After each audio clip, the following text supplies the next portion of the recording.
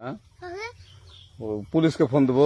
Please আমাকে ক্ষমা করে দাও, প্লিজ প্লিজ আমাকে ক্ষমা করে দাও, প্লিজ প্লিজ। কেটা আম পড়েছে?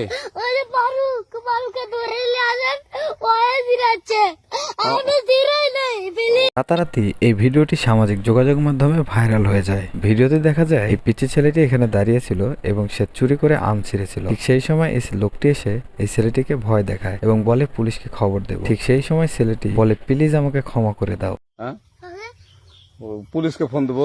প্লিজ আমাকে ক্ষমা করে দাও, প্লিজ প্লিজ আমাকে ক্ষমা করে দাও। তো বাচ্চাটি এমনভাবে মাপসাচ্ছিল যেন সে বড় কোনো অপরাধ করে ফেলেছে এবং এই বিষয়টি কিন্তু সবার মন কেড়ে নেয় এবং রাতারাতি এই ভিডিওটি ভাইরাল হয়ে যায়। এই ভিডিওটি দেখে অনেকেই নিজেদের শৈশবের কথা মনে করতেছে এবং বাচ্চাটি যেভাবে মাপ চাচ্ছে তাতে মনে হচ্ছে বাচ্চাটি বিশাল কোনো অপরাধ করে ফেলেছে।